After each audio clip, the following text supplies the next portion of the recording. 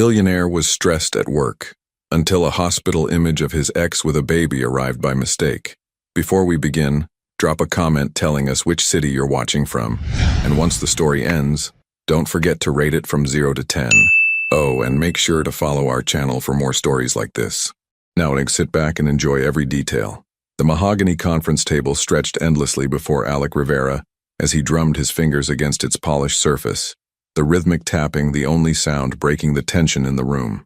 20 executives sat frozen, waiting for his verdict on the quarterly projections. His steel gray eyes, usually sharp with calculation, seemed distant today, unfocused in a way that made everyone uncomfortable. The streaming numbers for Q3 are down 8%. His chief financial officer David Chen ventured cautiously. We might need to reconsider the international expansion timeline. Alec's jaw tightened. At 34, he had built Rivera Entertainment from a single app into a multimedia empire worth $12 billion. Every decision, every risk, every late night had been calculated to perfection. Control was his language, and he spoke it fluently. 8%. He leaned back in his leather chair, the words tasting bitter. And you're suggesting we retreat? Not retreat, sir. Strategic reallocation. We don't retreat. His voice cut through the room like broken glass. We innovate. We adapt. We dominate. The room fell silent. This wasn't new. Alec's explosive temperament was legendary in Silicon Valley. But today felt different. Today the fury seemed to come from somewhere deeper, somewhere that had nothing to do with streaming numbers or market shares. 6 months. 6 months since Astrid had walked out of his Malibu mansion with nothing but a single suitcase and her dignity intact. 6 months since he'd last seen her luminous green eyes, the way they sparkled when she laughed at his terrible jokes, or how they flashed with defiance when he tried to control her career choices. If that's your focus, Astrid, good luck. But without me. The words echoed in his memory like a curse. He'd meant to hurt her, to make her choose between her dreams and him. Instead, she'd chosen herself. His phone buzzed against the table, a text message notification. Without looking away from the presentation screen, he swiped it open. The world stopped. There, filling his screen, was Astrid, but not the Astrid from his memories. This one was pale, exhausted, dark circles shadowing her beautiful face. She was in a hospital bed wearing a simple white gown, her platinum blonde hair pulled back messily, and in her arms, a baby. A tiny, perfect baby with a shock of dark hair, wrapped in a powder blue blanket. Alec's hand went slack. The phone clattered onto the conference table, the image still glowing up at the ceiling. Mr. Rivera? David's voice seemed to come from underwater. Are you? Get out! The words came out as a whisper. I'm sorry? Everyone out. Now. His voice cracked like thunder. 20 executives scrambled for the door, their papers and laptops forgotten in their haste to escape. Alone, Alec picked up his phone with trembling fingers. The message was from Patricia Villanova, Astrid's mother, a woman who had always treated him with suspicious politeness, as if she could see through his expensive suits and charming smile to the controlling man beneath. Our precious angel finally arrived. Astrid is so strong. 2 days old and already stealing hearts. Love, Mom, 2 days old.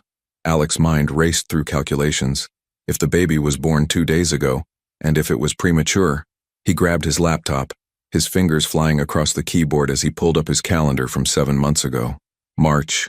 Their last fight had been in March, right before she left for that international film project, the one he'd forbidden her to take, the one that had ended them. The baby could be his. His chest felt like it was caving in. All this time, 6 months of radio silence, of deleted phone numbers, of refusing to answer calls from numbers he didn't recognize because his pride wouldn't let him hear her voice. She might have been carrying his child. His child. The phone rang in his hand. Patricia's name flashed on the screen. For a moment he considered letting it go to voicemail. Then, with a sharp intake of breath, he answered. Patricia. Alec? Her voice sounded surprised, then embarrassed. Oh my goodness, I'm so sorry. I meant to send that to my sister Carmen. I must have, with the stress and everything, I accidentally... Where is she? What? Astrid. Where is she? His voice was barely controlled, a dam about to break. Alec, I don't think... Please. The word came out broken, raw. Just tell me where she is. A long pause, then quietly. Cedar Sinai, room 314. But Alec, she's been through so much. The baby was premature, 7 months. If you're going there, please don't make this harder for her. The line went dead. Alec stared at his phone, then at the abandoned conference room around him. Quarterly reports scattered across the table, a billion-dollar empire waiting for his next command. None of it mattered. He grabbed his keys and ran. What if the baby isn't his? What if she's moved on completely and this ruins everything? But what if it is his child, and he's already missed the first 2 days of his life? The sterile smell of antiseptic hit Alec the moment he stepped through the sliding doors of Cedars-Sinai Medical Center. His Italian leather shoes clicked against the polished floor as he strode toward the elevator, his heart hammering against his ribs like a caged animal. He'd driven the 20-minute distance in 12 minutes, running 2 red lights and barely registering the honking horns behind him. Room 314, 3rd floor. The elevator seemed to take an eternity. When the doors finally opened, he found himself in a quiet corridor painted in soft pastels. The maternity ward. Young fathers paced nervously by windows, grandparents clutched balloons and flowers, and somewhere in the distance, a baby's cry echoed through the halls. His child's cry. The thought made his knees weak. Alec had faced hostile takeovers, billion-dollar negotiations, and boardroom sharks without flinching. But standing outside room 314, his hand frozen inches from the door, he felt like a scared boy again. The same boy who'd watched his own father walk away when he was 10, leaving nothing but empty promises and the bitter taste of abandonment. He knocked softly. "Come in," came a familiar voice. Tired, strained, but unmistakably Astrid's. He pushed open the door and stepped inside. The afternoon sun streamed through large windows, casting golden light across the private room. And there she was. Astrid looked smaller somehow, fragile in a way he'd never seen her before. Her platinum blonde hair, usually styled to perfection for red carpets and photo shoots, hung in soft waves around her shoulders. She wore no makeup, and the natural freckles across her nose, the ones she always covered, were visible. In her arms, wrapped in a soft blue blanket, was the tiniest human being Alec had ever seen. Their eyes met, and for a moment, neither spoke. "You came," she whispered, her voice barely audible. "You didn't tell me. It wasn't an accusation. Not yet. It was something rawer, more broken."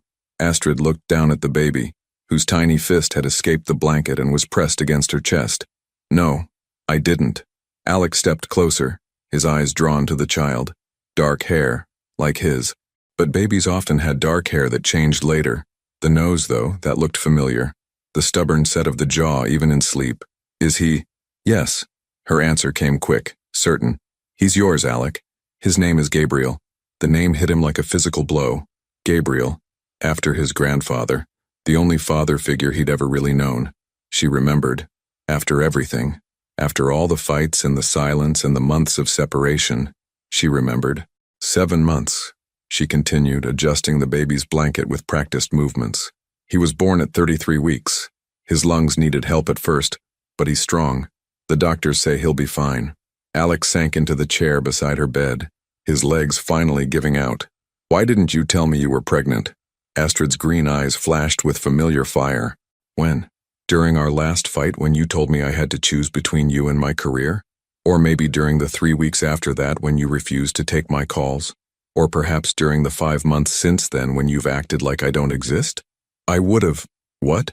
"Come running back to control me again." She shifted Gabriel to her shoulder, patting his back gently when he made a small sound. "Tell me what roles I could or couldn't take. Decide where I could or couldn't live. Monitor every interview, every public appearance." The accusations stung because they were true. He had tried to control her, to fit her into the neat boxes of his perfectly ordered life. Astrid Villanova, Academy Award nominee, had been reduced to Alec Rivera's girlfriend, in his mind, and he'd tried to make that reality. "I was scared," he admitted, the words feeling foreign on his tongue. Alec Rivera didn't admit fear. Alec Rivera conquered it. Scared of what? Of losing you. He looked at Gabriel, this perfect little human they'd created together. "My father left when I was 10, just disappeared one day after promising he'd take me to a baseball game. I waited by the window for 6 hours before my mother told me he wasn't coming back." Astrid's expression softened slightly, but her posture remained guarded. "I know that's not an excuse for how I treated you," he continued.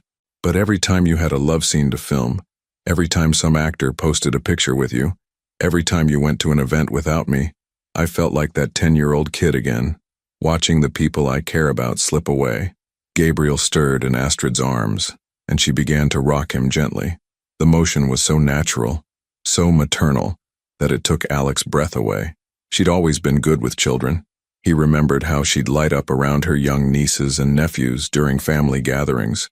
But seeing her like this with their son made something shift in his chest. I spent 6 months thinking you'd moved on, he said quietly, that you were happier without me. I was, she said, and the honesty of it cut deep. But I was also miserable, and scared, and alone when I should have been sharing this with you. A soft knock interrupted them. A nurse peered in, a kind-faced woman in scrubs decorated with tiny teddy bears. Sorry to interrupt, but it's time for Gabriel's feeding, she said with a warm smile, and visiting hours end in an hour. Astrid nodded, and the nurse disappeared, leaving them alone again with the weight of 6 months of silence and hurt. I have a penthouse apartment in Manhattan, Astrid said suddenly. I bought it last month. After Gabriel is discharged, we're moving there. I have a film project starting in December. Something I can do remotely during post-production. You're leaving Los Angeles? I'm leaving you, Alec. Again, for good this time. Her voice was steady, but he caught the slight tremor in her hands as she smoothed Gabriel's blanket. I won't let my son grow up watching his father try to cage his mother. The words hit him like ice water. She was taking his son, a son he'd just discovered existed, 3,000 miles away. Astrid, please what? Please give you another chance to suffocate me? Please pretend the last 6 months didn't happen? Gabriel started to fuss, and she lifted him to her shoulder. I'm done pretending, Alec. I'm done hoping you'll change. The door opened again, and the nurse returned with a bottle. Ready for lunch, little guy? As Astrid began to feed Gabriel, Alec watched his son's tiny hands grasp at the bottle, his perfect little mouth working instinctively. This was his child, his family, and he was about to lose them before he'd even had a chance to try. The nurse left again, and the room fell silent except for Gabriel's soft feeding sounds. What if I could change? Alec asked, his voice barely above a whisper. Astrid looked up at him, and for a moment he saw a flicker of the woman who used to look at him like he hung the stars. Then it was gone. You've had 6 months to change, Alec. Instead, you've been building walls higher than ever. Your assistant told my publicist you've banned my name from being mentioned in your presence. You've refused every call, every attempt at communication. That's not someone ready to change. That's someone running away. She was right. He had been running from the pain, from the possibility that she might not want him back, from the terrifying vulnerability of admitting he'd been wrong. Gabriel finished his bottle and made a small, contented sound. Astrid lifted him to her shoulder again, and as she did, Alec caught sight of something that made his blood run cold. On her nightstand, partially hidden under a magazine, was a plane ticket to New York. Departure date, tomorrow. The plane ticket felt like a death sentence. Tomorrow. She was leaving tomorrow with his son, and he'd just found out Gabriel existed 2 hours ago. New York, he said, his voice hollow as he stared at the boarding pass. You're leaving tomorrow.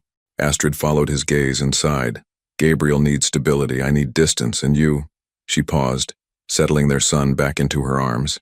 You need to figure out who you want to be, because the man I fell in love with 3 years ago isn't the same one who tried to control every breath I took.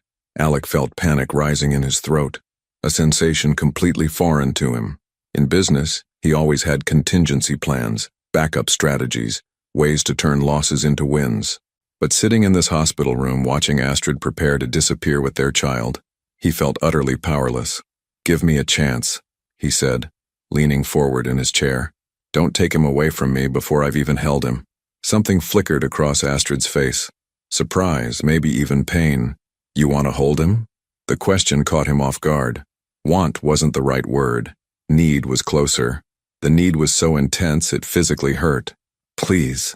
Astrid studied his face for a long moment, then carefully transferred Gabriel into his arms.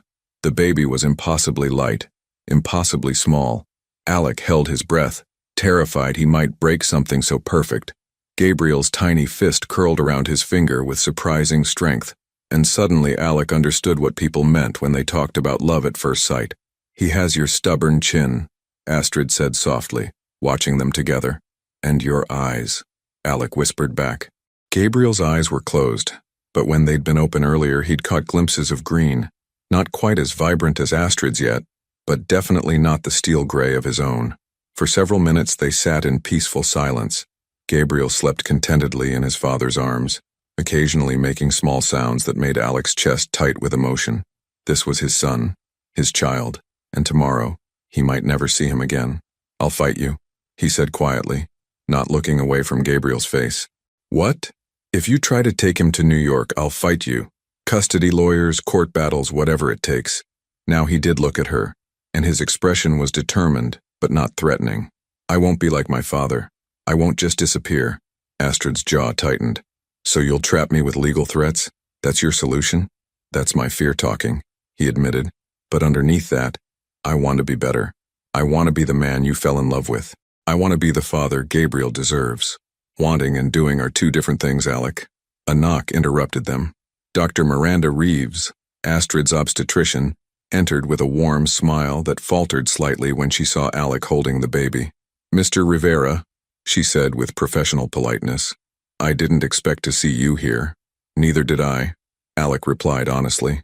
Dr. Reeves checked Astrid's chart and examined Gabriel briefly. Her movements efficient but gentle. "Everything looks good. Gabriel's vitals are strong, and Astrid, your recovery is progressing well. You should both be cleared for discharge tomorrow morning." "Both." The word hung in the air like a challenge. "Actually," Astrid said carefully, "I wanted to discuss the discharge timeline. I have travel arrangements." "Travel?" Dr. Reeves frowned. "Astrid, Gabriel is only 2 days old and was born premature. I wouldn't recommend air travel for at least 2 weeks, possibly longer depending on his development." Alec felt a surge of hope, followed immediately by guilt. His son's health was more important than his own desire to keep them close. "But he's healthy," Astrid said, a note of desperation creeping into her voice. "You said his vitals are strong. He is healthy, but he's also vulnerable. His immune system is still developing, and the pressure changes during flight could affect his breathing. I really must insist. No travel for at least 14 days. After the doctor left, the room fell silent except for Gabriel's soft breathing. Astrid stared out the window at the Los Angeles skyline, her hands clenched in her lap. 2 weeks, she said finally. 2 weeks, Alec agreed. That's something. That's nothing. She turned to face him, and he saw tears threatening at the corners of her eyes. 2 weeks of you trying to convince me to stay, of you making promises you can't keep, of me falling for your charm all over again just to have my heart broken when you revert to your old controlling ways. What if I don't revert? You will. It's who you are, Alec. It's what you do when you're scared or stressed or threatened. You control things. You controlled me until I couldn't breathe. Gabriel stirred in his arms, and Alec gently rocked him back to sleep. The motion felt natural, instinctive. Then help me learn a different way. I tried for 3 years. You tried to manage my controlling behavior. I'm asking you to help me understand why I do it in the first place. He looked down at Gabriel, then back at her. I told you about my father leaving, but I never told you about what happened after. Astrid's expression softened slightly, curiosity replacing some of the anger. My mother remarried when I was 13. James is a good man. Patient, kind, everything my father wasn't. But I hated him at first because I thought he was trying to replace something I'd already lost. Alec's voice grew quieter. I spent 2 years making his life hell, testing him, waiting for him to leave too. And you know what he did? What? He stayed. Through every tantrum, every silent treatment, every time I told him I hated him, he just stayed. And slowly I learned to trust him. But by then I'd already built these walls, these defense mechanisms. If I control everything and everyone around me, nothing can hurt me the way my father's abandonment did. Astrid was quiet for a long moment, studying his face. That doesn't excuse. No, it doesn't, he agreed quickly. But it explains it. And more importantly, it gives me something to work with. I know where the behavior comes from now. I can fight it. You knew where it came from 3 years ago, Alec. I'm not a therapist. I was your girlfriend. It wasn't my job to fix you. You're right. But maybe it's not about fixing. Maybe it's about choosing every day to trust instead of control, to support instead of possess. Gabriel yawned in his sleep, a tiny, perfect sound that made them both smile despite the tension. I'm scared too, Astrid admitted quietly. What if you break his heart the way you broke mine? What if he grows up thinking love is supposed to hurt? The words hit Alec like physical blows, but he didn't flinch away from them. Then I'll spend every day proving him wrong. Starting now. How? Alec looked at his son, then at the woman he'd never stopped loving. Give me 2 weeks. Not to convince you to take me back. I know I don't deserve that yet. Just to prove I can be the father Gabriel needs. And if at the end of those 2 weeks you still want to go to New York, I won't fight you. I'll even help you move. And if you slip back into old patterns, then you'll have your answer, and I'll have mine. Astrid was quiet for so long he thought she might refuse. Then finally she nodded. 2 weeks. But we're not living together, and we're not picking up where we left off. You want to prove you've changed? Do it as Gabriel's father, not as my ex trying to win me back. Deal. As if sensing the importance of the moment, Gabriel chose that instant to open his eyes. Green met gray, father and son seeing each other clearly for the first time. And in that moment, Alec made a silent promise that would either save his family or destroy him completely. 2 weeks to prove he could love without controlling, support without suffocating, trust without possessing.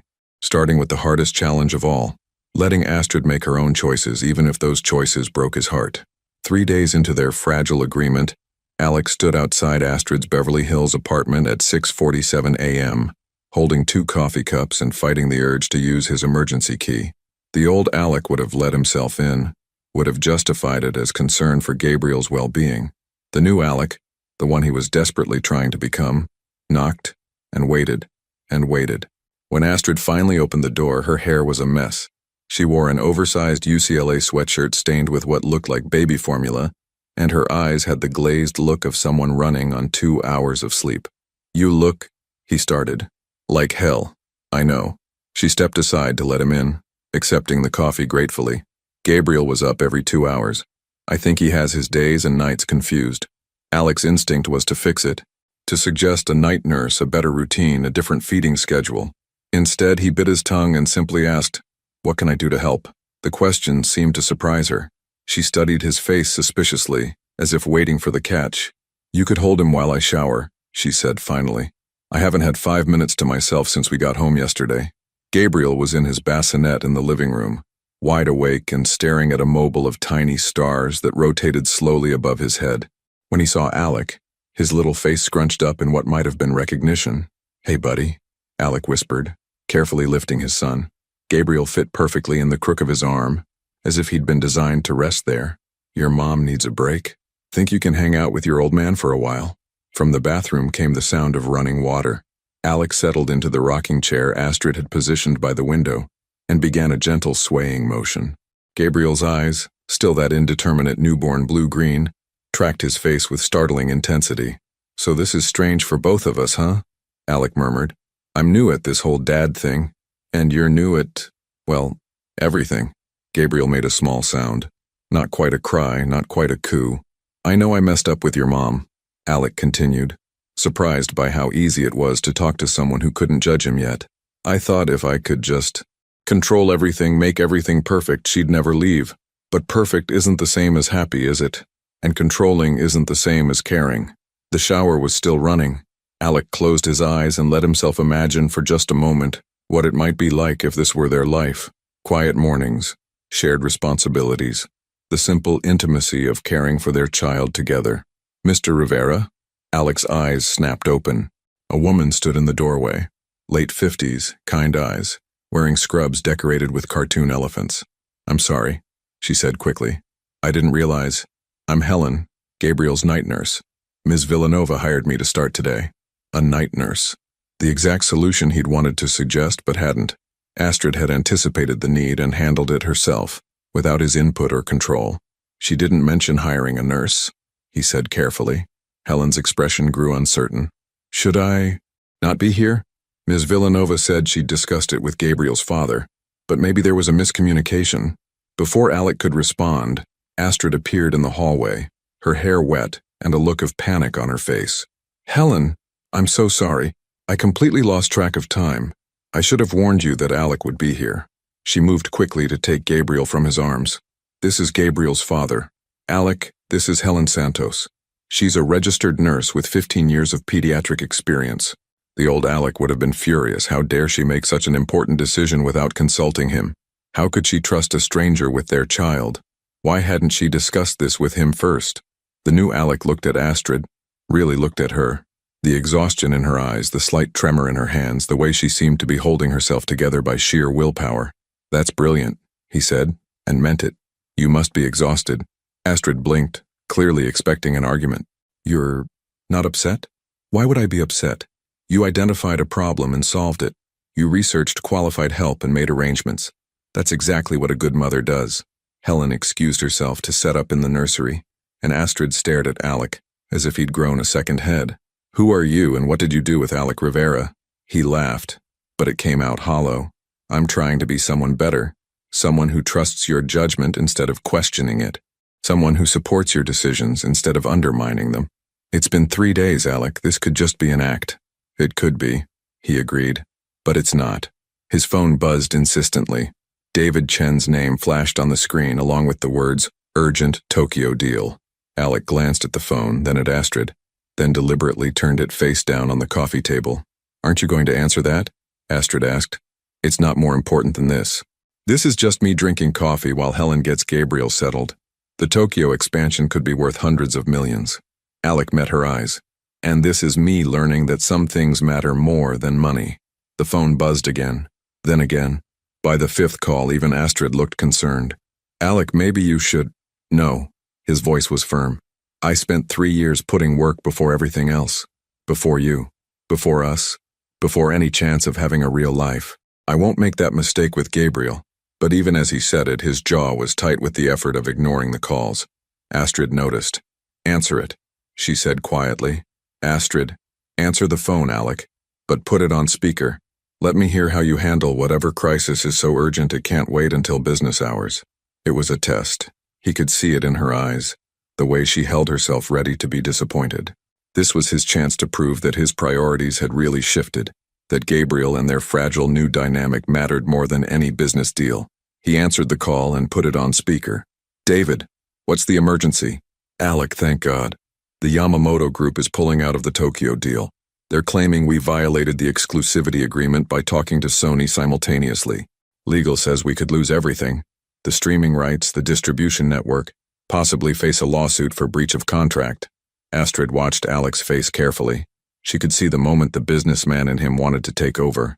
The slight narrowing of his eyes, the way his free hand clenched into a fist.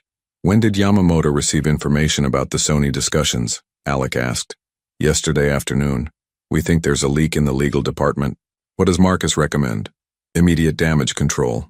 Fly to Tokyo tonight, face-to-face meetings, full transparency about our negotiation strategy. If we handle this right, we might save the deal. If we don't, the entire Pacific expansion dies." Alec finished. He looked at Astrid, who was holding Gabriel and watching him with an unreadable expression. "I can't go to Tokyo," Alec said simply. Dead silence on the phone. "Sir, I can't travel right now. Handle the crisis remotely. Set up video conferences, send Marcus as my representative, do whatever you have to do. But I'm not leaving Los Angeles. Alec, this is a billion-dollar deal, and this is my family." His voice was steady, certain. "Figure out another way, David. That's what I pay you to do."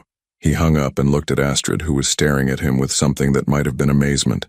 "You just walked away from $1 billion, she said.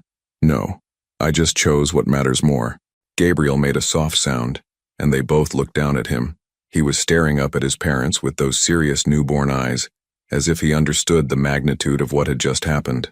"The old me would have been on a plane to Tokyo within the hour," Alec said quietly. "The old me would have convinced himself that saving the deal was the same as providing for his family. But providing money isn't the same as being present, is it?" Astrid's eyes were bright with tears she didn't let fall. "Helen seems wonderful," Alec said, changing the subject before the moment could become too intense. "How did you find her?" "My publicist recommended her agency. They specialize in high-profile clients who need discretion." "Smart." He paused. "I'd like to contribute to her salary, and any other expenses Gabriel needs." "Alec, not as a way to control anything, just as his father. I want to help provide for him." Astrid nodded slowly. "We'll need to work out a formal arrangement. Support, visitation, all of that. Whatever you think is fair." His phone started buzzing again. This time it was his assistant, probably with updates about the Tokyo crisis. Again, he ignored it. "This doesn't mean we're back together," Astrid said suddenly, as if she needed to remind herself as much as him.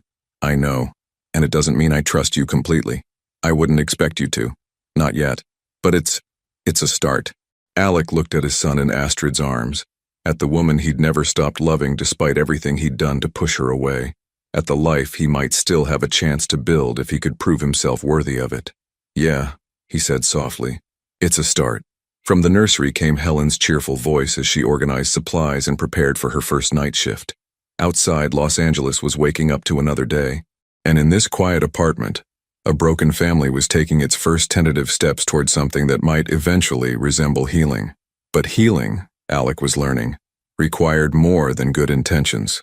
It required constant choice, daily recommitment, and the courage to keep choosing love over control even when every instinct screamed otherwise, especially when a phone call later that evening would test those choices in ways he couldn't yet imagine. The phone call came at 11:47 p.m. on a Tuesday night. Alec had just returned to his Malibu mansion after spending the evening at Astrid's apartment, helping with Gabriel's bedtime routine, something that had become their new normal over the past week. He was exhausted in a way he'd never experienced before, the kind of bone-deep tiredness that came not from boardroom battles but from the simple, overwhelming responsibility of caring for another human being. He almost didn't answer the unknown international number. Alec Rivera. Jesus, Alec, finally. The voice was familiar, though he hadn't heard it in over 2 years. It's Carter. Carter Blackwood. Alec's blood ran cold. Carter Blackwood, his former business partner, former best friend, former confidant, the man who'd stolen corporate secrets worth $50 million and disappeared to Monaco, leaving Alec's company nearly bankrupt and his faith in human nature shattered. You've got some nerve calling me, Alec said, his voice dangerously quiet. I know you have no reason to trust me. Trust you? You nearly destroyed everything I built. You took proprietary technology and sold it to our biggest competitor. I know what I did. Carter's voice was urgent, desperate, and I know sorry doesn't begin to cover it, but I'm calling because I have information you need. About Astrid. Every muscle in Alec's body tensed. What about Astrid? There are photos, Alec. From the hospital. Someone sold them to TMZ and 3 other outlets. Pictures of her with the baby, pictures of you holding him. They're calling it secret baby scandal, and they're going to run the story tomorrow unless what? Unless you give them something bigger. They want an exclusive interview. You admitting to the affair, to abandoning her while she was pregnant, to being an absent father who only showed up after finding out about the baby. Alec's free hand curled into a fist. That's not what happened. I know that. You know that. But the narrative they're building, it's going to destroy both of you. Astrid's career, your company's reputation, and that baby is going to grow up with this scandal following him forever. How do you know about this? A pause. Because I'm the one who took the pictures. The words hit Alec like a physical blow. He sank into his leather chair, the phone trembling in his hand. You what? I was broke, Alec. The money I stole. It's gone. Gambling, bad investments, legal fees. I've been doing paparazzi work just to survive. I was at Cedars-Sinai following some celebrity plastic surgery story when I saw you walk in. I followed you up, took photos through the door window before I realized it was you and her, and you sold them anyway. I needed the money, but after I found out about the baby, about what this would do to all of you, I've been trying to buy them back. That's why I'm calling. I can kill the story, but I need your help. Alec stood up, pacing behind his desk like a caged animal. How much? $2 million. Cash. Tonight. $2 million to clean up a mess you created. Alec, if these photos run, they'll paint you as the villain. The controlling billionaire who drove away his pregnant girlfriend and only came back when he found out about his heir. Astrid will be portrayed as the brave single mother keeping her baby away from his toxic father. Is that how you want Gabriel to learn about his parents? The thought of his son reading those lies someday made Alec's stomach turn. But $2 million to Carter Blackwood felt like paying ransom to the devil himself. Even if I pay you, Alec said slowly, how do I know you won't just sell more photos later? How do I know this isn't just the beginning? Because I'm done, Alec. After this, I'm leaving the country, starting over somewhere else. This is my last chance to do something right. The same way stealing from me was right. The same way stalking my family was right. I know I don't deserve your trust. You're damn right you don't. Alec stopped pacing, his mind racing through options. He could let the story run and weather the storm. He could sue TMZ and the other outlets, though that would only draw more attention. Or he could pay Carter and hope it would end there. I need to think about this, he said. Alec, you don't have time to think. The story goes live at 6 a.m. It's almost midnight now. If you're going to do this, it has to be tonight. Alec hung up without another word and immediately called his head of security. Within 20 minutes, Marcus Webb was at his door, a former FBI agent who'd been handling delicate situations for Rivera Entertainment for 5 years. I need you to verify something, Alec said, handing him Carter's number. Find out if he really has photos, if the outlets really are planning to run a story, and most importantly, if paying him will actually make this go away. While Marcus worked his contacts, Alec sat in his home office staring at a photo of Gabriel that Astrid had sent him earlier that day. His son was sleeping peacefully, unaware that his first week of life was about to be splashed across tabloids and gossip websites. His phone rang. Astrid, did you see the email?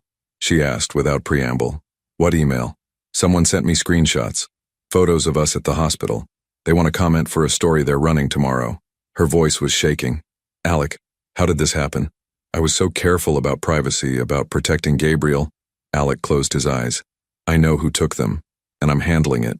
You know who, how. It's complicated, but I'm going to stop this story from running. How? He could tell her about Carter, about the betrayal and the photos and the $2 million demand, but that would only add to her stress, and she'd been through enough already. Trust me, he said instead. Alec, I can't just trust you when it comes to my son's privacy. Our son, he corrected gently, and I'm not asking you to trust blindly. I'm asking you to let me handle this crisis so you can focus on taking care of Gabriel. A long pause. What aren't you telling me? Marcus walked into the office, his expression grim. He held up his phone, showing Alec a message. Photos are real. Story is scheduled. Payment would likely end it, but no guarantees. I'll call you back, Alec told Astrid. Alec, don't you dare hang up on me. If this affects Gabriel, I have a right to know. You're right. Come over. Bring Gabriel if you want. You should hear this from me, not from some gossip reporter. An hour later, Astrid sat in Alec's living room with Gabriel sleeping in his carrier beside her, listening to the whole sordid story.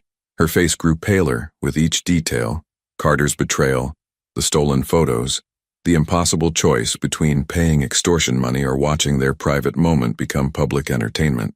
So your former business partner has been stalking us, she said when he finished. He wasn't stalking us specifically. He was there on another story and saw an opportunity. That's supposed to make me feel better? No. Nothing about this should make you feel better. I'm telling you because you deserve to know the truth. Gabriel stirred in his sleep, and Astrid automatically reached over to adjust his blanket. The simple, protective gesture reminded Alec of what was really at stake here. What do you want to do? She asked quietly. I want to pay him and make this go away, but I also want your input. This affects you and Gabriel as much as it affects me. Astrid was quiet for a long moment, studying their son's peaceful face. If we pay him, what's to stop him from coming back for more money later? Nothing. But if we don't pay him, Gabriel's first week of life becomes tabloid fodder. When he's old enough to Google his own name, those lies will be the first thing he finds. And if we do pay him, then we've taught him that sometimes the right thing isn't the smart thing. That sometimes protecting the people you love is worth more than your principles. Astrid looked up at him, and for a moment he saw the woman who'd once believed he could be better than his worst impulses. $2 million, she said. I can afford it. That's not the point. The point is we're being extorted by someone who violated our privacy and is now holding our son's reputation hostage. Alec's phone buzzed. A text from Carter. 1 hour left. After that, the photos go live and there's nothing I can do to stop them. We're out of time, Alec said, showing her the message. Astrid looked at Gabriel, then at Alec, then made a decision that would haunt them both. Pay him. But Alec, after this, I want to disappear completely. Change Gabriel's name. Move somewhere nobody knows us. Start over. I won't live my life looking over my shoulder, waiting for the next person to try to profit from our pain. The words hit him like ice water. She was willing to erase their entire existence rather than continue fighting battles like this. And the worst part was, he couldn't blame her. Astrid, promise me, after we pay this man and make this go away, promise me you'll let us disappear if that's what I choose. Alec looked at his son, sleeping peacefully despite the chaos surrounding him. In 12 days, Astrid would have to decide whether to take Gabriel to New York as planned. But now he realized she wasn't just considering a cross-country move. She was considering vanishing entirely, and the man who'd once promised to change everything for love would have to decide if he loved them enough to let them go. The money transfer went through at 4:23 a.m.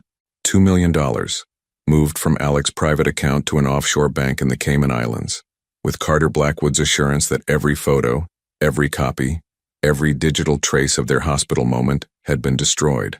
By 5 a.m., Marcus confirmed that all major outlets had killed the story. Gabriel's privacy had been purchased, but at a cost that went far beyond money. Alec sat in his kitchen as dawn broke over the Pacific, watching Astrid feed their son in the pale morning light. She'd insisted on staying the night, too afraid to leave Gabriel alone even for the short drive back to her apartment. Now she looked fragile and determined in equal measure, like someone preparing for battle. "It's done," he said quietly, showing her the confirmation from his bank. "The story is dead." Astrid nodded but didn't look relieved. If anything, she seemed more resolved than before. "I've been thinking about what I said last night," she began, not meeting his eyes. "About disappearing. About changing Gabriel's name. Astrid, I'm serious, Alec. This is what our life will be if we stay. Vultures circling, waiting for any moment of vulnerability to exploit. People like Carter who'll sell our pain for profit. I won't raise Gabriel in that world." Alec moved closer, sitting across from her at the breakfast bar. What if there was another way? What if we could control the narrative instead of running from it? Control. She laughed bitterly. "Still trying to manage everything, aren't you?" "That's not—" He stopped, recognizing the familiar pattern. "You're right. I'm sorry. Tell me what you're thinking."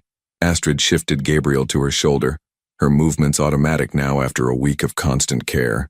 "There's a private clinic in Switzerland, Dr. Elizabeth Hoffman. She specializes in helping high-profile families disappear when their safety is compromised. New identities, relocated lives, complete anonymity." The words hit him like individual blows. "You've already contacted her." "I made an inquiry, just to understand the options." She finally looked at him, and her green eyes were steady, despite the tears threatening at their edges. "I could take Gabriel there. He'd grow up normal, anonymous. No paparazzi, no scandals, no one trying to profit from his existence. And me? You'd be free to live your life without the complications we bring." Alec felt something break inside his chest. "Is that what you think I want? To be free of complications? I think you want to be a good father, and I think you want to do right by us. But I also think you don't understand what you're signing up for. This," she gestured around his pristine kitchen, his perfect house. "This isn't compatible with raising a child who'll be hunted by photographers and gossip columnists his entire life." Gabriel made a soft sound, and Astrid began rocking him gently. The motion seemed to calm them both. "What if I came with you?" Alec asked suddenly. Astrid's eyes widened. "What?" "To Switzerland. What if we all disappeared together? New identities, new life, away from everything that's tried to poison this." "Alec, you can't be serious. Your company, your empire, everything you've built, can be run by other people. David's been handling the Tokyo crisis perfectly without me. The board could elect a new CEO. I could step back, become a silent partner, let someone else run the day-to-day operations." Astrid stared at him as if he'd lost his mind. "You would give up everything? For us? For him?" Alec looked at Gabriel, whose green eyes were open now, tracking the sound of his father's voice. "For you. For the chance to be a family without constantly looking over our shoulders. You don't know what you're saying. You've never lived without power, without control, without the ability to fix things with money and influence. You'd hate it. Maybe. Or maybe I'd finally learn who I am when I'm not trying to control everything around me." Astrid was quiet for a long moment, studying his face. "This isn't a romantic gesture, Alec. This is Gabriel's entire future we're talking about. His safety, his happiness, his right to a normal life. I know.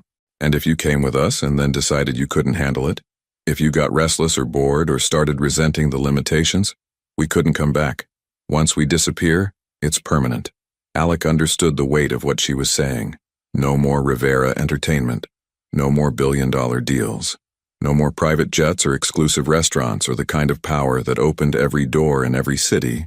Just life. Ordinary, anonymous, uncontrolled life. "Give me time to think about it," he said finally. "How much time?" "The window for disappearing safely gets smaller every day. The more people who know Gabriel exists, the harder it becomes to erase our trail." Before he could answer, his phone rang. David's name flashed on the screen along with the time, 7:15 a.m. "Don't answer it," Astrid said quietly. It could be important. It's always important, Alec. That's the point. There will always be another crisis, another deal, another emergency that seems more urgent than whatever's happening right here. She gestured between them, between the three of them sitting in the quiet kitchen as the world woke up around them. The phone stopped ringing, then immediately started again. Answer it, Astrid said, her voice resigned. But put it on speaker. Let me hear what's more important than this conversation about our son's future. Alec hesitated, then accepted the call and set the phone on the counter. David. Alec, thank God, I've got good news and bad news about Tokyo. Just tell me. Good news. We saved the deal. Yamamoto agreed to modified terms, and Sony is backing down from the exclusivity claims. The Pacific expansion is back on track. And the bad news? They want you in Tokyo by Friday. Face-to-face signatures, ceremonial handshake, the whole diplomatic dance. They're insisting on the personal touch after all the chaos. Alec looked at Astrid, who was watching him with an expression he couldn't read. I can't travel to Tokyo right now, he said. Alec, this is a billion-dollar deal. They're being very clear. No personal appearance from you, no signature. We can't send a representative for this one. Then we don't sign. Dead silence on the phone. Sir, did you just say? I said we don't sign. If they want to walk away from a mutually beneficial deal because I can't be there in person, then we find other partners. Alec, with all due respect, this isn't like you. What's going on? Alec looked at Gabriel, then at Astrid. What's going on is I'm remembering what actually matters. He hung up before David could respond. Astrid was staring at him with something that might have been amazement. You just walked away from another billion-dollar deal. Apparently, I'm making a habit of it. Why? Because if I get on a plane to Tokyo, you and Gabriel will be gone when I get back, and no amount of money is worth that risk. Gabriel chose that moment to let out a small cry. Not distressed, just the sound of a baby who wanted attention. Astrid lifted him to her shoulder and he immediately settled against her warmth. He's perfect, Alec said softly, watching his son's tiny hand curl against Astrid's neck. He deserves better than this, Astrid replied. Better than always having to hide, always having to be careful, always having to wonder if the next person who smiles at him wants something. Then let's give him better. How? Alec stood up, pacing to the window that overlooked the ocean. The morning sun was painting the water gold, and for a moment he tried to imagine never seeing this view again, never walking into Rivera Entertainment's headquarters, never feeling the rush of closing a major deal or the satisfaction of building something from nothing. It should have terrified him. Instead, he felt something that might have been relief. Dr. Hoffman, he said, turning back to face them. How quickly could she arrange new identities for all three of us? Astrid's breath caught. Alec, I'm serious. If this is what it takes to keep you and Gabriel safe, if this is what it takes for us to have a chance at being a real family, then I want to do it.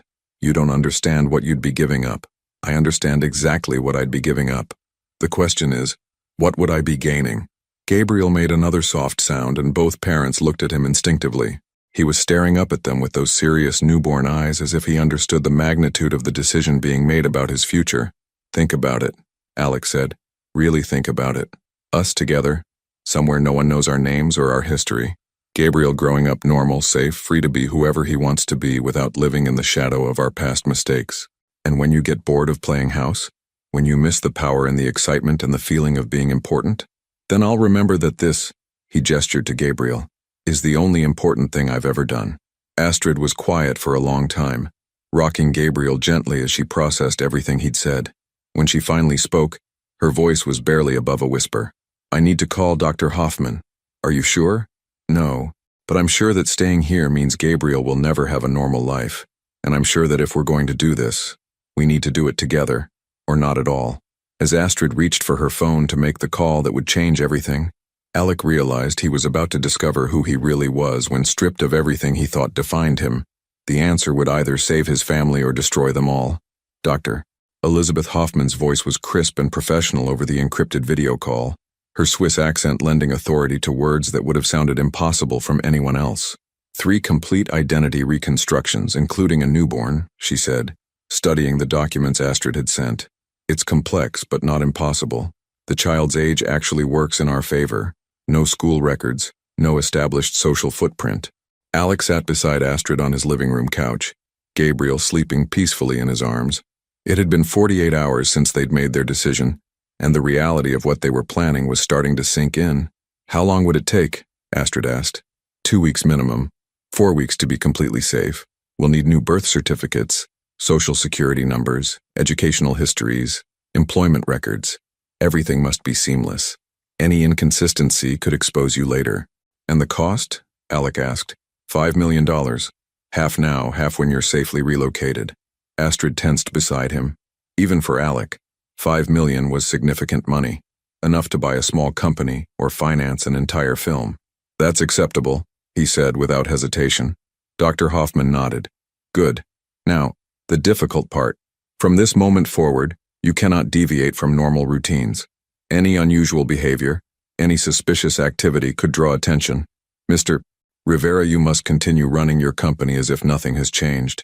Ms. Villanova, you must maintain your regular schedule. We cannot afford to have anyone, friends, family, employees, suspect that you're planning to disappear. What about Gabriel's medical care? Astrid asked. He's still seeing his pediatrician twice a week. Continue those appointments.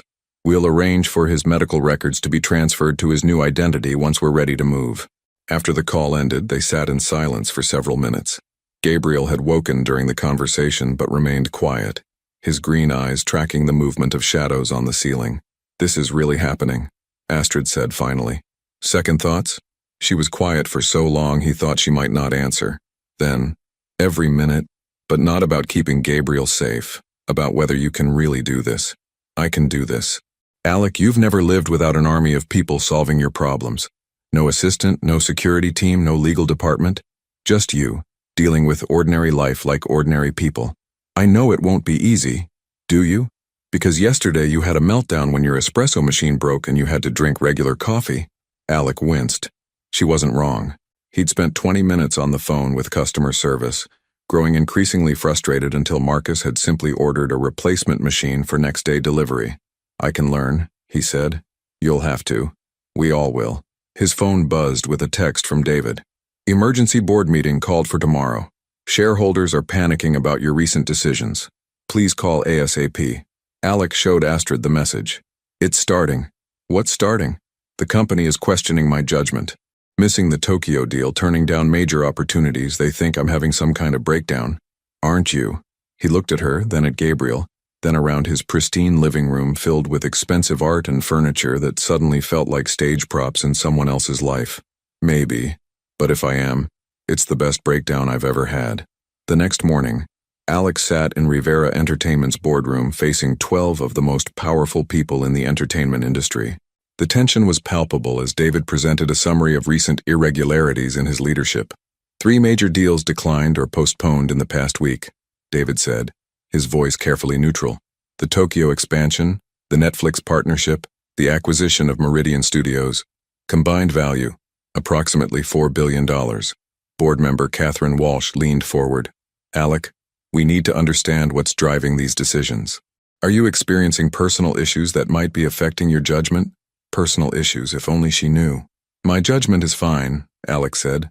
I'm simply being more selective about which opportunities align with our long-term strategy.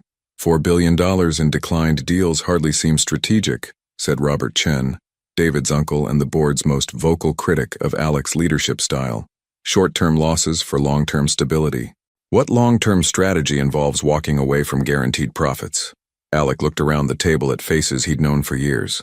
People who'd trusted him to build their wealth, who'd supported his vision, who'd believed in his ability to turn Rivera Entertainment into a global powerhouse. Soon he'd be abandoning all of them without explanation. The thought should have filled him with guilt. Instead, he felt oddly peaceful. Perhaps we should discuss a temporary leave of absence, Catherine suggested gently. Some time to refocus, to address whatever personal matters might be influencing these decisions. A leave of absence? Alec's voice was sharp. With full benefits and a clear timeline for return, Robert added quickly. We're not questioning your abilities, Alec. We're concerned about your recent behavior patterns. And if I refuse? An uncomfortable silence fell over the room. Finally, Catherine spoke. The board has legal authority to remove a CEO if we determine they're acting against the company's best interests. There it was. The ultimatum he'd been expecting. Step aside voluntarily, or be forced out. In the old days, he would have fought. would have marshaled allies, called in favors, used every weapon in his considerable arsenal to maintain control. But sitting there, thinking about Astrid and Gabriel waiting at home, he realized he didn't want to fight anymore. "I'll consider a leave of absence," he said finally. "Give me 24 hours to think about the terms." The relief around the table was palpable. As the meeting broke up, David approached him. "Alec, what's really going on? This isn't like you. Maybe that's a good thing. Is this about a woman? Because if you're having relationship issues, it's about priorities, David. It's about remembering what actually matters." That evening, Alec returned home to find Astrid packing Gabriel's things into a small suitcase. Her movements were efficient, practiced, the actions of someone preparing for a journey. "Dr. Hoffman called," she said without looking up. "She's accelerated our timeline. We can be relocated in 10 days instead of 2 weeks. Why the rush? Someone's been asking questions about Gabriel, a private investigator hired by a tabloid. She thinks our window for disappearing safely is closing." Alec felt cold dread settle in his stomach. What kind of questions? Birth records, hospital stays, who visited the maternity ward? They're building a story, Alec. With or without our cooperation. Gabriel was in his bouncy seat, gurgling happily at a toy mobile. He had no idea his entire future was being decided around him, that in 10 days he might wake up in a different country with a different name. "The board wants me to take a leave of absence," Alec said. Astrid's hand stilled on Gabriel's tiny clothes. "What did you tell them?" "That I'd think about it, but they'll vote me out if I refuse. 20 years of building that company and they'll erase me in a single board meeting. Are you having second thoughts?" Alec sat beside Gabriel's seat, letting his son grip his finger with surprising strength. "About the company?" "No. About leaving you and Gabriel. Every second. That's not what I meant." He knew what she meant. Was he having second thoughts about disappearing entirely? About giving up everything he'd built for a life of complete anonymity? "Ask me again in 10 days, he said. "I can't wait 10 days, Alec. If you're going to change your mind, if you're going to decide that your company and your power matter more than us, I need to know now, because I can't go through the heartbreak of believing in us again, just to watch you choose your old life." Gabriel made a happy sound, and they both looked down at him. He was staring up at his parents with those serious eyes, as if he understood the weight of their conversation. "I love you," Alec said suddenly. Astrid's breath caught. "What?" "I love you. I never stopped loving you, even when I was trying to control you, even when I was pushing you away, even when I convinced myself you were better off without me. I never stopped loving you." Tears spilled down her cheeks. "Alec, I should have said it when you were pregnant. I should have said it during our last fight. I should have said it every day for 3 years instead of trying to show it by controlling everything around you. Why are you telling me this now? Because in 10 days we're either going to disappear together and start over as a family, or you're going to take Gabriel and I'll never see either of you again. Either way, I needed you to know."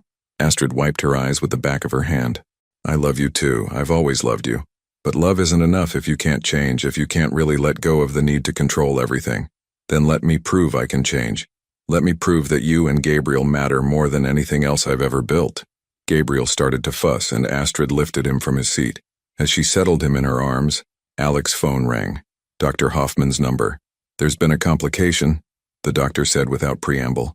"The private investigator isn't working for a tabloid. He's working for Carter Blackwood." Alec's blood turned to ice. "What does that mean?" "It means your former partner took your money and is now trying to profit again by selling your location to the highest bidder. We need to move you tonight or you may not get another chance." Astrid had heard enough to understand. She looked at Alec, at Gabriel, then at the half-packed suitcase. "Tonight?" she whispered. "I'm sending a car, Dr. Hoffman continued. "You have 2 hours to pack only the essentials. Everything else stays behind. And Mr. Rivera, whatever connections to your old life you haven't severed yet, you need to cut them now. Once you leave tonight, there's no going back."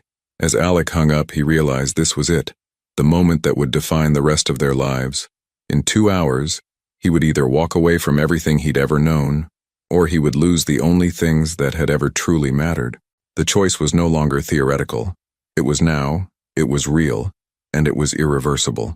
The black SUV idled in Alec's driveway like a hearse waiting to carry away his old life. Through the window, he could see the driver, a stern-faced woman in dark clothing who'd introduced herself simply as Anna, and explained they had a private jet waiting at a small airport in Riverside. 2 hours had become 90 minutes. 90 minutes to pack 3 lives into 2 suitcases and a baby carrier. Alex stood in his home office, staring at 20 years of his life condensed into framed photos, awards, and deal memorabilia.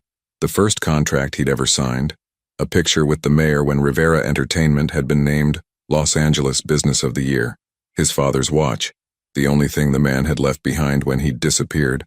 His hands shook as he reached for the watch, then stopped. New identity meant no connections to the past, no sentimental objects that could be traced back to Alec Rivera. Having second thoughts, he turned to find Astrid in the doorway, holding Gabriel. She'd changed into travel clothes, jeans, sneakers, a simple black sweater. Without makeup and jewelry, she looked younger, more like the struggling actress he'd fallen in love with years ago rather than the polished celebrity she'd become. "About the watch," he said.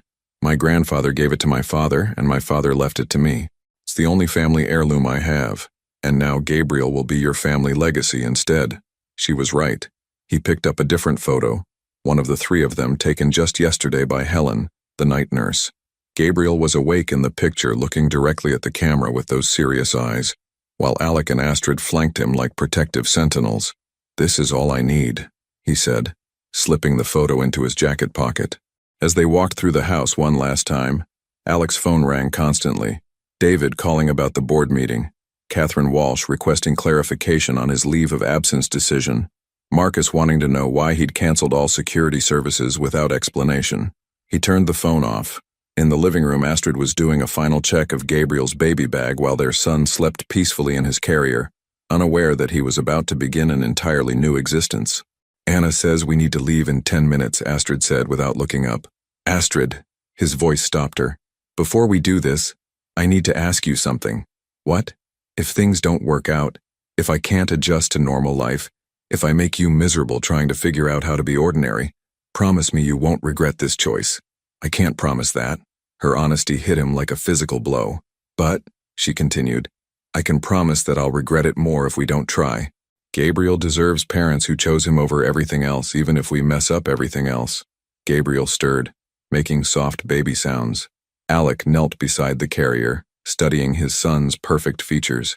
In 2 weeks, Gabriel would legally be someone else's child, at least on paper, but he would still be theirs. "Ready?" Anna appeared in the doorway, her expression neutral but urgent. They were loading the last suitcase when Alec's phone, the one he'd turned off, began buzzing in his pocket. He'd forgotten about the emergency line, the one only 3 people had access to. "Don't answer it," Astrid said, seeing his hesitation. But the emergency line meant real crisis.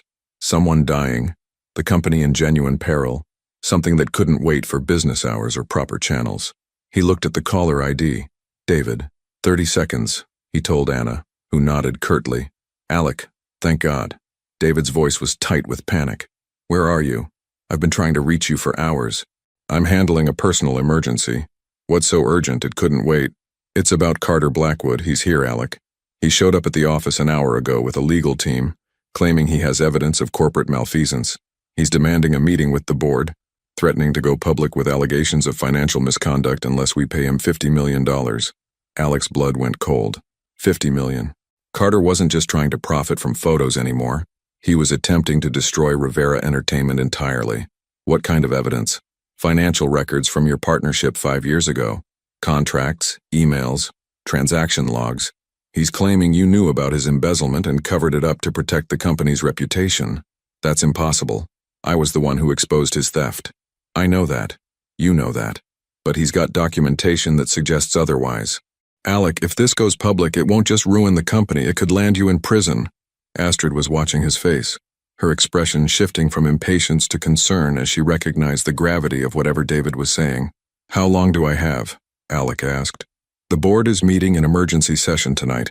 If you don't come in to address these allegations, they're going to vote no confidence and launch an independent investigation. Carter will take that as permission to go public." "What time?" 9 p.m. "Alec, you need to be here. This isn't something Marcus or I can handle for you." Alec looked at his watch. 7:45 p.m. The board meeting was in an hour and 15 minutes. The flight to Switzerland was scheduled to take off in 40 minutes. He could feel Astrid's eyes on him, could sense Anna's growing impatience from the doorway, could see the future fracturing into 2 impossible paths. "Alec?" David's voice was desperate now. Are you there? I'm here. Will you come in? The question hung in the air like a blade. Answer yes, and he'd missed the flight. Dr. Hoffman had been clear. There would be no second chance, no rescheduled departure. Answer no, and 20 years of building Rivera Entertainment would be destroyed by Carter's lies, taking down hundreds of employees and thousands of investors. Mr. Rivera, Anna said quietly, we need to leave now, or we miss our window.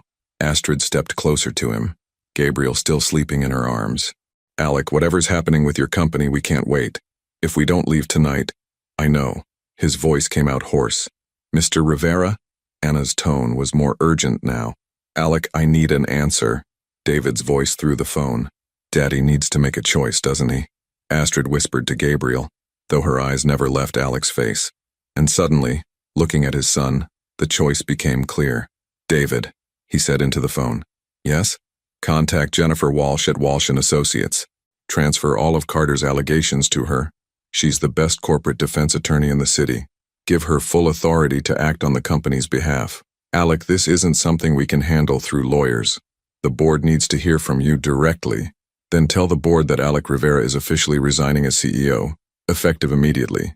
David, you're promoted to interim chief executive with full authority to restructure the company as needed. Dead silence on the phone. Sir, What?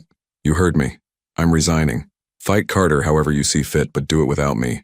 Rivera Entertainment belongs to its employees and shareholders now. Alec, you can't be serious. This is your life's work. No. He looked at Gabriel, then at Astrid. This is my life's work. He hung up and turned to Anna. Let's go.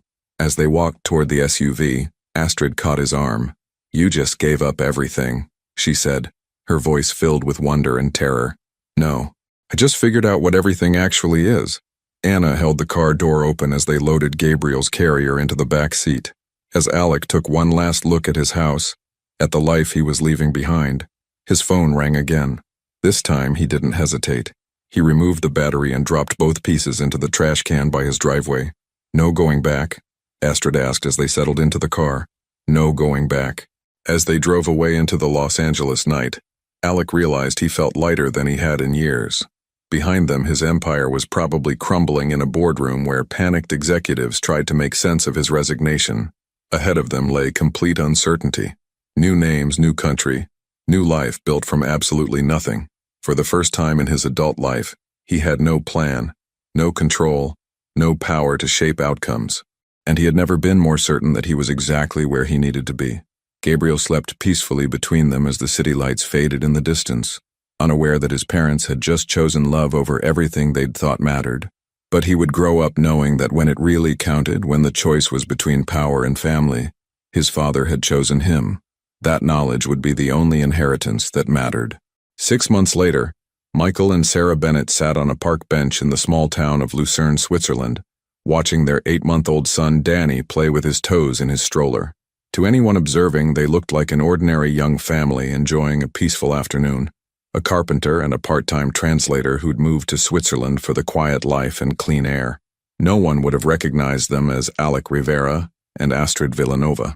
Michael, as he was learning to think of himself, pushed the stroller gently back and forth while Sarah read a book in German, practicing the language that was slowly becoming second nature. Danny gurgled happily, reaching for the colorful toys attached to his stroller, blissfully unaware that he'd once been Gabriel Rivera, heir to a billion-dollar empire.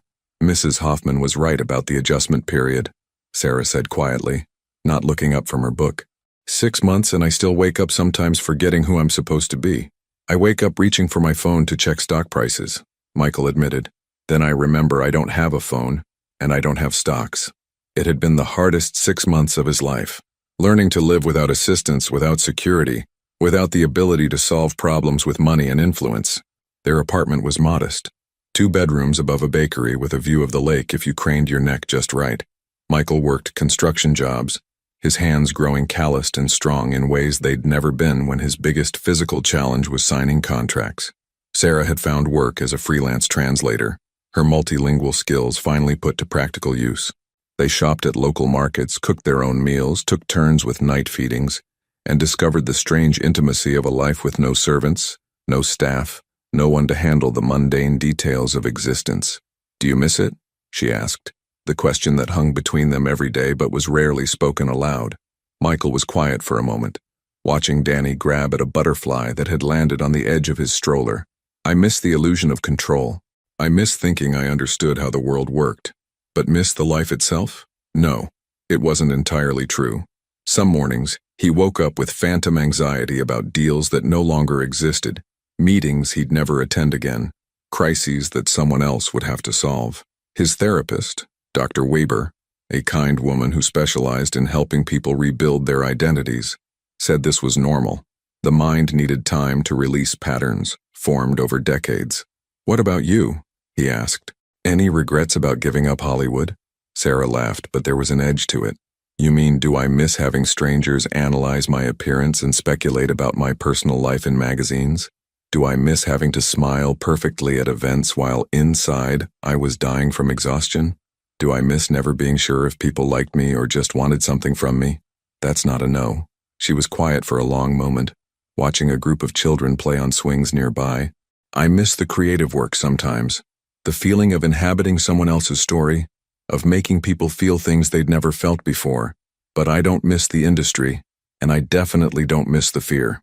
The fear had been constant in Los Angeles, paparazzi around every corner, the knowledge that any mistake, any unguarded moment could become front-page news. Here in Lucerne, they could walk to the market without security, could take Danny to the doctor without worrying about photographers, could simply exist without performance. "He looks like you when you're thinking too hard," Sarah said, nodding toward Danny. Their son had developed the habit of staring intensely at objects, his little brow furrowed in concentration as if he was trying to solve complex problems. His eyes had settled into a beautiful green-blue, like lake water in sunlight, and his hair had grown into dark curls that caught the Swiss mountain light. "God help him if he inherited my overthinking," Michael said. "He inherited the best parts of both of us, and none of the worst parts of our old lives." A young woman approached their bench pushing a stroller of her own. "Entschuldigung," she said in German. "Is this bench free?" "Natürlich," Sarah replied smoothly. "Please, sit." The woman settled beside them, her baby, a girl about Danny's age, cooing softly. "Your German is very good," she said in English, having caught Sarah's slight accent. "Are you American?" "Canadian," Michael said easily. It was their practiced story. "We moved here for work." "How lovely. I'm Emma. This is my daughter Sophia." Michael and Sarah, and this is Danny. As the two women chatted about baby milestones and the challenges of adjusting to Swiss life, Michael found himself marveling at how normal it felt. No security screening Emma for potential threats. No background checks or NDAs. Just two mothers sharing the universal experience of sleepless nights and first smiles. When Emma left, Sarah turned to him with a surprised expression. "That felt normal?" "I was going to say beautiful.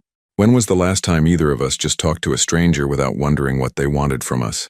Danny started to fuss, and Sarah lifted him from the stroller. He settled immediately in her arms, pressing his face against her shoulder with the complete trust that only babies possessed. "We should head home," she said. "His nap time." As they walked through Lucerne's cobblestone streets, Michael felt his phone. Their one shared device, a basic model registered under Sarah's new identity, buzz with a text. Dr. Hoffman checked in monthly, providing updates on any potential threats to their anonymity. The message was brief. "All clear. No active searches in your former names. Previous life officially considered closed." He showed the text to Sarah, who read it with visible relief. "It's really over," she said. "The hiding part is. The living part is just beginning." They climbed the narrow stairs to their apartment where Mrs. Chen, their elderly landlady, was watering plants on the shared balcony. She'd taken a grandmother-like interest in Danny, often leaving small gifts and offering unsolicited but kind advice about child-rearing. "How is our little prince today?" she asked in accented English, reaching out to stroke Danny's cheek. "Growing bigger every day," Sarah replied. "Soon he'll be too heavy for me to carry up these stairs. Then Papa will carry him," Mrs. Chen said, winking at Michael. "Strong arms from all that construction work." Inside their apartment, Sarah settled Danny down for his nap while Michael started dinner, a skill he'd learned through necessity and was beginning to take pride in. Tonight was risotto, something that would have been prepared by his private chef in the old life, but now required patience and attention he found oddly meditative. "I got a call today," Sarah said, emerging from the nursery. From the translation agency. They want me to take on a bigger project, a full novel, German to English. It would mean steady work for the next 3 months. That's wonderful. It would also mean longer hours, less time with Danny. Michael stirred the risotto, considering. What do you want to do? I want to take it. I want to prove to myself that I can build something new, that Sarah Bennett can have a career that's entirely her own. Then take it. Just like that. Just like that. We'll figure out the childcare. Maybe I can take some afternoon shifts off, or we can find a local babysitter. Sarah studied his face. You're not going to try to manage the situation, suggest specific solutions, or worry about how it might affect our routine. Michael paused, realizing she was right. The old Alec would have immediately begun strategizing, optimizing, controlling every variable to ensure the perfect outcome. The new Michael was learning to trust that solutions would emerge through cooperation rather than domination. I'm learning to trust your judgment, he said, and to trust that we can handle whatever challenges come up. That night, after dinner and Danny's evening feeding, they sat on their small balcony overlooking the lake. The Swiss mountains rose around them like protective walls, and the air was so clean it still sometimes took Michael's breath away. Sometimes I wonder what our old friends think happened to us, Sarah said. Probably that we had some kind of breakdown. Ran off to find ourselves, or whatever rich people do when they can't handle reality anymore. Are they wrong? Michael considered this. Maybe not entirely. Maybe this is what finding yourself actually looks like. Stripping away everything you thought defined you and discovering what's left. Danny's cry came through the baby monitor, soft but insistent. Without discussion, they both rose to check on him. They found him awake but not distressed, simply staring at the mobile above his crib with that intense concentration he'd inherited from his father. Hey, little guy, Sarah whispered, reaching down to stroke his cheek. Just checking in on the world? Danny made a soft sound. Not quite a laugh, not quite a coo, but something uniquely his. He's perfect, Michael said quietly. He's ours, Sarah replied, and somehow that felt like an even better description. As they stood there watching their son, Michael realized something had shifted in the past 6 months. The desperate urgency of those first weeks, the fear of being discovered, the panic about giving up everything they'd known, had settled into something deeper and more sustainable. They weren't running anymore. They were living. And for the first time since that night in Los Angeles when they'd climbed into Anna's car, Michael allowed himself to believe they might actually make this work. But belief, as they were about to discover, could be a dangerous thing when the past refused to stay buried. The photograph arrived on a Tuesday morning, slipped under their apartment door while they slept. Michael found it when he went down to get fresh bread from the bakery, a simple manila envelope with no return address, containing a single image that made his blood turn to ice. It was Danny, taken yesterday at the park. His son was in his stroller, reaching for the butterfly, while Michael and Sarah sat on the bench beside him. The angle suggested it had been shot from across the lake with a telephoto lens. On the back, written in block letters, "Beautiful family. Would hate for anything to happen to them." Michael's hands shook as he climbed the stairs back to their apartment. Inside, Sarah was feeding Danny his morning bottle, humming softly while he gazed up at her with complete trust. "What's wrong?" she asked immediately, seeing his face. Without a word, he handed her the photograph. Sarah's face went white. Danny, sensing the sudden tension, began to fuss in her arms. "How?" she whispered. "Dr. Hoffman said we were clear. No one was looking for us anymore." Michael's mind raced through possibilities. Only a handful of people knew their new identities. Dr. Hoffman's organization was supposed to be impenetrable, unless... His phone rang, the basic model they shared, the one only Dr. Hoffman and their immediate contacts had access to. But the caller ID showed a number he didn't recognize. "Don't answer it," Sarah said quickly. But they both knew they had to. If someone had found them, ignoring the call wouldn't make them disappear. "Michael Bennett," he answered using their cover name. "Hello, Alec." The voice was smooth, American, unfamiliar. Or should I say, "Hello, Michael. I have to admit the whole Swiss carpenter thing is quite convincing. Who is this?" "Someone who's been very interested in your new life. Beautiful lake you have there. Perfect place to raise a child, really. So safe, so quiet. So isolated." Sarah was watching his face, Danny still in her arms. Their son had settled, but seemed to sense the adult's distress. "What do you want?" "What I've always wanted, Alec. What everyone in our line of work wants, money." "How much?" $10 million. Transferred to an account I'll specify. In exchange, your lovely new life remains undisturbed, And no one learns that the missing billionaire and his movie star girlfriend are playing house in Switzerland. Michael looked at Sarah, at Danny, at the life they'd built over 6 months of careful anonymity. I don't have access to that kind of money anymore. Of course you do. Rivera Entertainment might have new management, but I doubt you were foolish enough to liquidate all your personal assets before disappearing. Offshore accounts, private investments, Swiss bank accounts, men like you always keep escape funds. It was true. While he'd given up control of the company, Michael still had access to personal wealth that had been carefully isolated from corporate assets. Dr. Hoffman had helped him structure it as part of their escape plan. Even if I could access that money, what's to stop you from coming back for more? Nothing. But that's the beauty of our arrangement. You pay me to maintain your privacy, and I maintain your privacy. It's a subscription service, really. 10 million now, then 5 million annually for the privilege of staying dead to the world. That's extortion. That's business. You of all people should understand. Sarah was making frantic gestures, pointing toward Danny and shaking her head. She was right. They couldn't keep running, couldn't keep paying off threats, but they also couldn't risk their son's safety. I need time to think about this, Michael said. You have until midnight tonight. After that, I make some calls to very interested parties in Los Angeles. TMZ would pay handsomely for exclusive footage of Alec Rivera's secret family. Not to mention the FBI's ongoing investigation into Rivera Entertainment's finances. They'd love to know where you disappeared to. The line went dead. Sarah was already moving, pulling out their emergency bag, the one Dr. Hoffman had insisted they keep packed and ready. We have to go. Now. Today. Go where? He found us here. What's to stop him from finding us anywhere? Dr. Hoffman has other safe houses, other identities. And then what? We run again? Change names again? Keep Danny moving from country to country until he's old enough to ask why his parents are so afraid of shadows? Sarah stopped packing, Danny still in her arms. What are you suggesting? I'm suggesting maybe it's time to stop running. Alec, Michael, whoever you are right now, this person has been watching our son, taking pictures of him, threatening us. We can't just ignore that. I'm not suggesting we ignore it. I'm suggesting we end it.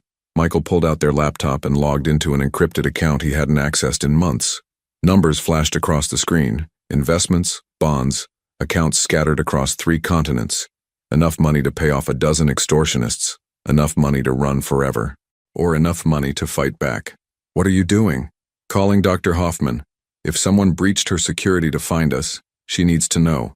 And if someone is threatening her clients, she needs to shut them down. Dr. Hoffman answered on the second ring, her voice sharp with concern. Michael, you're not supposed to contact me unless someone found us. They have photos, they want 10 million, and they're threatening Danny. A pause. Impossible. Our security protocols are absolute. Then explain this. Michael described the photograph, the phone call, the specific details only someone with inside knowledge could possess. Dr. Hoffman was quiet for a long moment. Send me the photo. I'll trace the number, run facial recognition on anyone who's been in proximity to your location. This breach is unacceptable. While they waited for Dr.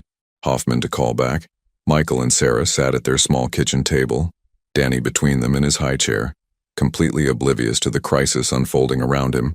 Their son babbled happily, banging a wooden spoon against his tray, the sound echoing through their suddenly fragile sanctuary. Whatever Dr. Hoffman finds, Sarah said quietly, I want your promise that we make this decision together. No more noble gestures, no more deciding what's best for us without consulting me. You have it, and I want your promise that Danny's safety comes first, before your pride, before any desire for revenge, before anything else. Always. The phone rang again. Dr. Hoffman. I have good news and bad news, she said without preamble. The bad news is that your blackmailer is Marcus Webb. Michael felt the world tilt. Marcus, his former head of security, the man he'd trusted with every secret, every vulnerable moment, the man who'd known about Dr. Hoffman, who'd helped arrange their initial escape. That's impossible. Marcus wouldn't. The good news is that he's working alone. No one else knows your location. It appears he's been monitoring my communications since your disappearance, waiting for an opportunity to profit from his inside knowledge. Sarah grabbed Michael's hand. Marcus has been to our apartment in LA. He knows Danny. He knows us. If he's really doing this, he's more dangerous than any stranger. Michael finished. He knows exactly how to hurt us. There's more, Dr. Hoffman continued. I've been tracking his movements. He's not in Switzerland. He's running this operation remotely, using surveillance contacts he developed during his FBI years. But that also means he's vulnerable. If we move quickly, we can shut him down before he can execute his threats. How? Give me 12 hours. I'll handle Marcus personally. In the meantime, you need to decide. Do you want to disappear again, or do you want to stay and fight for the life you've built? After Dr. Hoffman hung up, Michael and Sarah sat in silence for several minutes, watching Danny explore his toys with the fearless curiosity of someone who'd never known danger. If we run, Sarah said finally, we'll always be running. Every time Danny makes a friend, starts at a new school, begins to put down roots, we'll have to be ready to tear it all away. And if we stay, we trust Dr. Hoffman to handle Marcus. We trust that the life we've built here is worth defending. Michael looked around their small apartment, at the photos they'd begun to display, the German books Sarah was learning from, Danny's toys scattered across the floor, the simple evidence of a life being lived rather than performed. I don't want to run anymore, he said. Neither do I. They spent the day as normally as possible. Michael went to his construction job. Sarah worked on her translation project. Danny napped and played and ate with the reliable rhythm that had become their family's heartbeat. But underneath the normalcy was a current of tension, the knowledge that their future was being decided by forces beyond their control. That evening, as they put Danny to bed, Michael realized something had changed between them. The careful distance they'd maintained for months, the result of trauma and uncertainty and the massive adjustment of becoming new people, had dissolved. They were no longer Alec and Astrid pretending to be Michael and Sarah. They were just themselves, fighting for their family. Whatever happens tomorrow, Sarah said as they stood over Danny's crib, I want you to know that these 6 months have been the happiest of my life. Even with all the uncertainty, the fear, the constant looking over our shoulders, especially because of that. Because for the first time, we've been in it together, really together. Not you trying to control outcomes and me trying to maintain independence. Just us, figuring it out as we go. Danny slept peacefully between them, his breathing steady and sure. Tomorrow would bring Dr. Hoffman's resolution with Marcus, and they would learn whether their new life could survive its first real test. But tonight, in the quiet of their Swiss apartment with their son safe between them, they allowed themselves to hope. The past had found them one last time, but they were no longer the same people who had fled Los Angeles 6 months ago. They were stronger now, united in ways they'd never been before, and whatever came next, they would face it together. For the first time since that desperate night in Alec's Malibu mansion, the future felt like something they could build, rather than something they had to survive. 2 years later, the morning sun filtered through the windows of their new house. A modest 3-bedroom cottage on the outskirts of Lucerne with a garden where 2.5-year-old Danny could run freely without fear.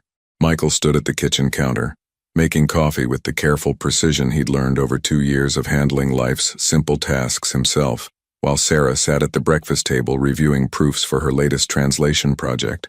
Danny was in the living room building elaborate towers with wooden blocks and chattering away in a mixture of German, English, and his own invented language. His vocabulary had exploded in recent months, and he'd developed his father's intensity and his mother's curiosity in equal measure. Papa, look, he called, pointing proudly at a particularly tall structure. Big tower. Very big, Michael agreed, settling beside his son on the floor. Did you build that all by yourself? Yeah, all myself.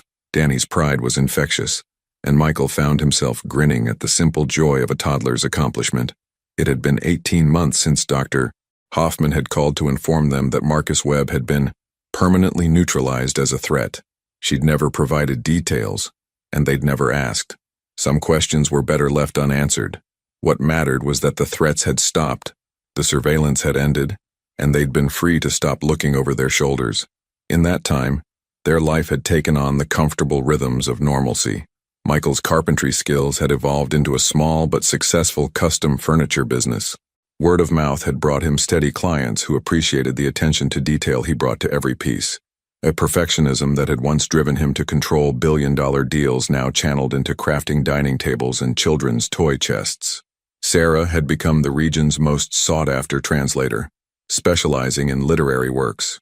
Her latest project, translating an acclaimed Swiss novel into English, had caught the attention of a major publishing house. There was talk of her moving to editorial work, of building something entirely her own in the literary world. "Mama, breakfast," Danny announced, abandoning his blocks to climb into Sarah's lap. "In a minute, mein Schatz," she said, kissing the top of his head. "Let me finish this paragraph." "What's the book about?" Michael asked, settling at the table with his coffee. "Love, actually, but the complicated kind. The kind that requires people to completely reinvent themselves to find each other." Michael raised an eyebrow. "Sounds familiar." Though in this case they're both running from arranged marriages in 18th century Vienna, not tabloid photographers in 21st century Los Angeles. Danny had found a way to twist in Sarah's lap so he could see the pages covered in German text. "Mama working," he observed seriously. "That's right. Mama's working so we can buy you more blocks and books and maybe that tricycle you've been asking about." "Red tricycle?" "Red tricycle," Sarah confirmed. Michael watched his wife and son together, marveling as he did every morning at the simple miracle of their existence. Danny had Sarah's expressive eyes, but was developing Michael's thoughtful nature. He would study problems intently before attempting solutions, whether he was trying to reach a toy on a high shelf or figure out how puzzle pieces fit together. The child had no memory of their previous life, no knowledge that he'd once been Gabriel Rivera, heir to an entertainment empire. To him, Papa was the man who made beautiful furniture with his hands and taught him to hammer nails into practice boards. Mama was the woman who read him stories in 3 languages and was slowly teaching him to bake bread on Sunday mornings. "I got a call from Dr. Weber yesterday," Sarah said, referring to her therapist. "She thinks I'm ready to reduce our sessions to monthly check-ins. How do you feel about that?" "Ready, terrified, grateful," she laughed. "All at once, really. For 2 years she's been helping me figure out who Sarah Bennett is underneath all the roles I used to play. I think I'm finally starting to know. And who is she? Someone who chose love over fear. Someone who's learning that happiness doesn't require perfection." She looked at Danny, then at Michael. Someone who found her family and decided to fight for it. Danny had climbed down and was now attempting to feed his stuffed elephant a piece of toast. The elephant, naturally, was not cooperative, leading to a detailed explanation from Danny about why elephants needed breakfast too. "Speaking of fighting for family," Michael said carefully, "I got an interesting email yesterday." Sarah looked up from her work. "Oh?" "From David Chen. Apparently, Rivera Entertainment has been sold to a European media conglomerate. The buyers want to meet with the company's founder, unofficially of course, to understand the original vision before they restructure. And they're offering $10 million for a single consultation meeting. No publicity, no official involvement, just one conversation about corporate philosophy and long-term strategy." Sarah set down her pen. $10 million for one meeting. One meeting. That's more money than we could spend in 10 lifetimes living like this. It is. They looked at each other across the breakfast table, both understanding the weight of the moment. $10 million would mean complete financial security, the ability to give Danny any education he wanted, to travel, to live without the careful budgeting that had become second nature. It would also mean stepping back, however briefly, into the world of Alec Rivera. "What did you tell him?" Sarah asked. "I told him I'd discuss it with my wife and get back to him."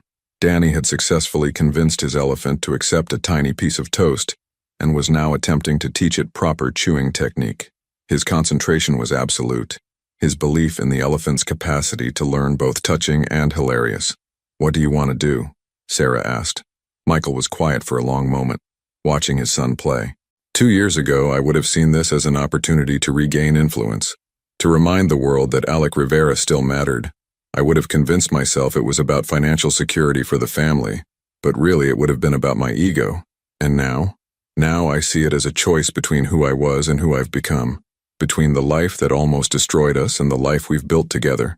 That's not exactly an answer. Michael smiled. The answer is that Michael Bennett doesn't need to prove anything to anyone. He has work he enjoys, a family he adores, and enough money to live comfortably without extravagance. Why would he risk that for the approval of people whose opinions stopped mattering the night we left Los Angeles? Sarah reached across the table and took his hand. Are you sure?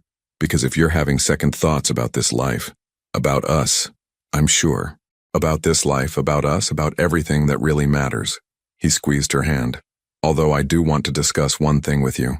What? Danny's been asking about siblings lately. Apparently, Emma's daughter Sophia has a baby brother now, and he's very interested in the concept. Sarah's eyes widened. Michael Bennett, are you suggesting? I'm suggesting that Sarah Bennett might want to consider expanding their family. If she's interested, of course. Danny chose that moment to abandon his elephant and climb into Michael's lap, sticky toast fingers and all. Papa, story please? What kind of story? About the prince and princess who found the baby and lived happy. Michael looked at Sarah, who was smiling through tears she didn't bother to hide. Once upon a time, he began, settling Danny more comfortably in his arms. There was a prince who thought he needed a castle and a kingdom to be important, and there was a princess who thought she needed to perform for everyone to be loved. And then, Danny prompted, even though he'd heard this story dozens of times, and then they found a beautiful baby who taught them that the only kingdom that mattered was the one they could build together. So they gave up their castle and their crown and their fancy clothes, and they learned to be happy in a little house with a garden where the baby could play safely. And they lived happy forever? They lived happy forever, Michael confirmed, kissing the top of his son's head. Later that afternoon, after Michael had sent David Chen a polite but firm decline, and Sarah had finished her morning's translation work, they took Danny to their favorite spot by the lake. It was the same bench where they'd first felt truly safe, where they'd begun to believe that their new life might actually work. Danny ran ahead to chase the ducks that gathered near the water's edge, his laughter echoing across the lake. Michael and Sarah sat hand in hand, watching their son experience the simple joy of being a child in a world where his biggest worry was whether the ducks would accept the bread he'd brought to share. "Do you think he'll ever ask about his real name?" Sarah asked. "About who we used to be? Maybe. And when he does, we'll tell him the truth, that sometimes people have to change everything about themselves to find out who they really are. And if he wants to know about the money, the fame, all of that, then we'll tell him that we gave up everything that didn't matter to keep everything that did." A gentle breeze rippled across the lake, carrying the scent of alpine flowers and the promise of evening rain. In a few hours, they would return to their cottage where Michael would cook dinner, while Sarah helped Danny build new block towers, where they would read bedtime stories and sing lullabies and fall asleep in the quiet comfort of a life lived without performance or pretense. Tomorrow, Sarah would continue her translation work, Michael would craft another piece of furniture, and Danny would discover new ways to explore the world around him. Their days would unfold with the beautiful predictability of people who had found exactly where they belonged. "No regrets?" Michael asked, the question that had haunted their early months but now felt more like a celebration. "Only one," Sarah said, leaning against his shoulder. "What's that?" "That it took us so long to understand that love isn't about having everything.